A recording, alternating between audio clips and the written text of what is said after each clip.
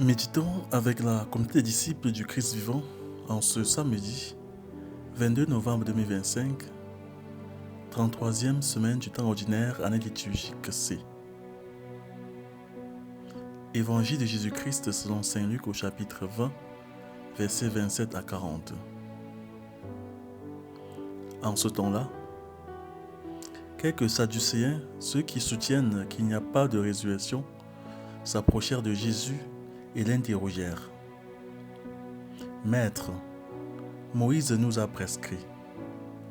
Si un homme a un frère qui meurt en laissant une épouse mais pas d'enfant, il doit épouser la veuve pour susciter une descendance à son frère.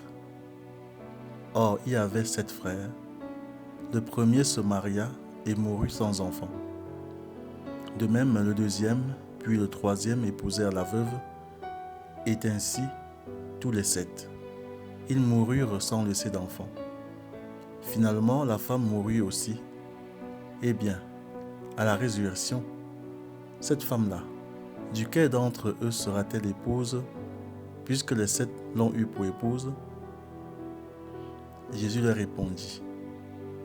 Les enfants de ce monde prennent femme et mari, mais ceux qui ont été jugés dignes d'avoir part au monde à venir et à la résurrection d'entre les morts ne prennent ni femme ni mari, car ils ne peuvent plus mourir.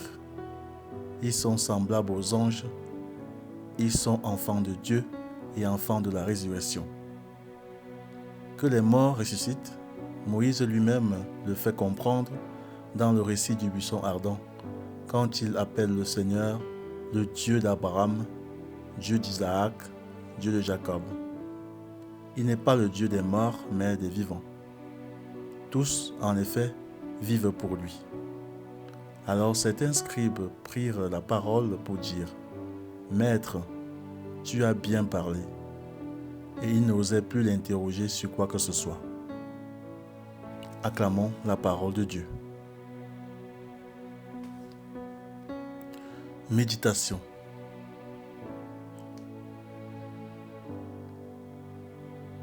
La résurrection n'est pas un simple copier-coller de la vie présente. Bien-aimés dans le Seigneur, que Dieu soit loué en tout temps.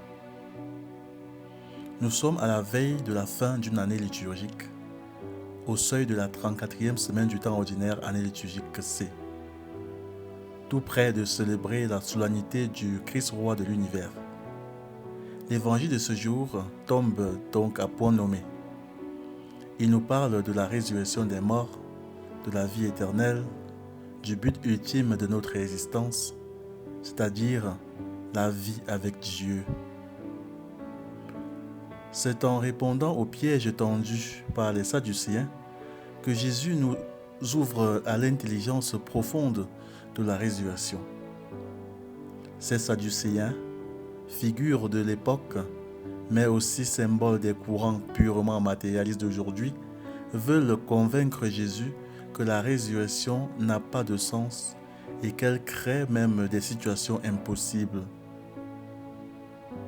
Ils reprennent la loi du lévira. Si un homme meurt sans enfant, son frère doit épouser la veuve pour donner une descendance à son frère.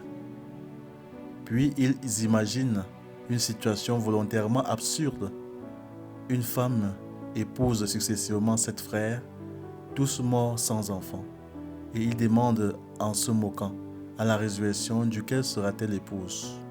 Ils ridiculisent la foi en la résurrection en la réduisant à un simple copier-coller de la vie présente.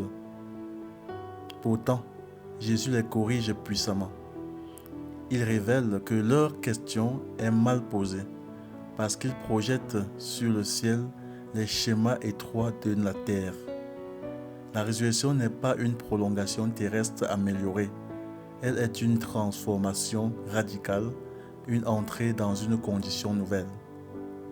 Le mariage sur terre est un bien magnifique, un signe de l'amour de Dieu, mais il demeure un signe provisoire. Jésus dit, ils ne prennent ni femme ni mari, ils sont semblables aux anges, ils sont enfants de Dieu et enfants de la résurrection. Le mariage existe parce que nous sommes dans une condition mortelle.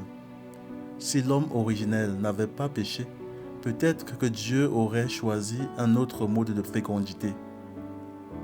Nous nous marions pour assurer la continuité de l'humanité dont la mort diminue les générations. Au ciel, on ne meurt plus. La perpétuation de l'espèce n'est plus nécessaire. Ce qui demeure, c'est l'amour pur, total, intégral, l'amour même de Dieu, sans limite, sans blessure, sans jalousie. Le ciel n'est donc pas la terre plus le confort, plus l'absence de problèmes. Il est l'accomplissement, la transformation de tout ce que nous avons vécu. Nous serons semblables aux anges, non pas privés d'identité, mais transfigurés, devenus des êtres totalement tournés vers Dieu. Bien-aimés, savoir que la résurrection et la vision béatifique sont le but ultime de notre vie change profondément notre manière de vivre. Nous pouvons marcher dans l'espérance au milieu de nos épreuves. Nous pouvons aimer sans nous agripper, parce que tout est appelé à être achevé en Dieu.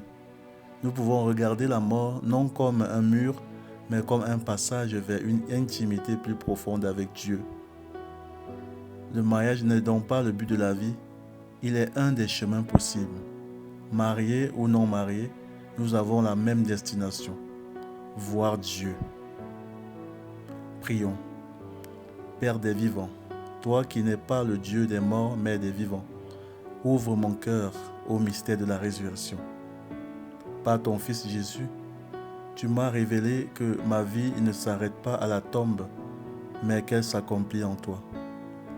Délivre-moi de toutes les peurs qui me paralysent, de toutes les attaches qui m'empêchent de lever les yeux vers toi. Fais-moi vivre dès maintenant comme un enfant de la résurrection.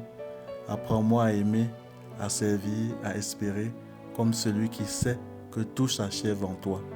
Par Jésus le Christ notre Seigneur. Amen. Intercession. Seigneur Jésus, toi qui as annoncé la vie éternelle aux hommes, regarde avec compassion ceux qui doutent de la résurrection, ceux qui vivent dans la peur de la mort, ceux qui croient que leur vie se réduit à ce qu'ils possèdent et à ce qu'ils voient, ceux qui souffrent dans leur mariage, leur famille ou leur solitude, ceux qui ont perdu un proche et qui n'arrivent pas à espérer. Seigneur, éclaire leur cœur, donne-leur la paix, fais briller en eux la lumière de la résurrection. Que chacun découvre qu'il a une place dans ton royaume et que tu prépares pour nous une vie plus belle que tout ce que nous pouvons imaginer. Amen. Vierge Marie, intercède pour nous. Exercice spirituel. Pendant 10 minutes aujourd'hui, répète lentement cette phrase dans le silence. Seigneur, je suis enfant de la résurrection. Ma vie est entre tes mains. Puis imagine une situation qui t'inquiète, une maladie, un manque, un conflit, la mort d'un proche. Place-la entre les mains de Jésus en disant « Je te fais confiance, tu es le Dieu des vivants. Laisse descendre en ton cœur la paix de la résurrection. Loué soit Jésus-Christ, à jamais. »